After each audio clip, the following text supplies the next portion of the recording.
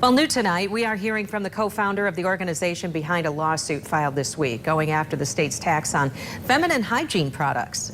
News 8's Lindsay McComel is live in the newsroom tonight with more about that conversation. Lindsay.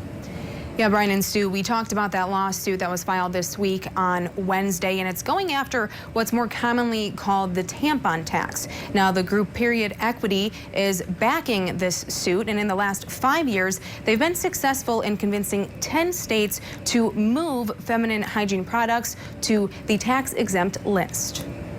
I should add that of the 10 states that have eliminated the tampon tax over these past few years, the most recent ones were first in Washington just this past spring.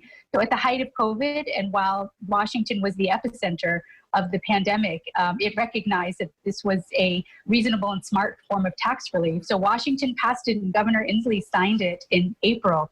And the state that preceded Washington was neighboring Ohio, where the legislature passed this reform and Governor DeWine signed it. It's not a blue state, red state thing. It's not a left-right thing. There's bipartisan support for this.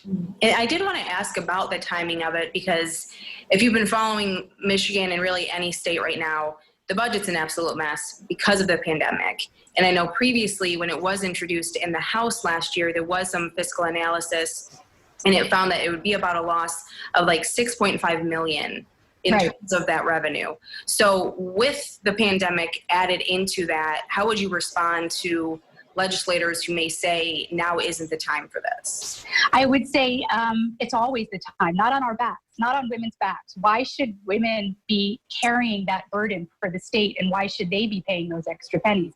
There are other ways to find tax relief for the state. The legislature and the governor have the ability to act and to act quickly. If they don't, they could be liable, or the state could be held accountable for 4 years of back taxes, which amounts to over $25 million.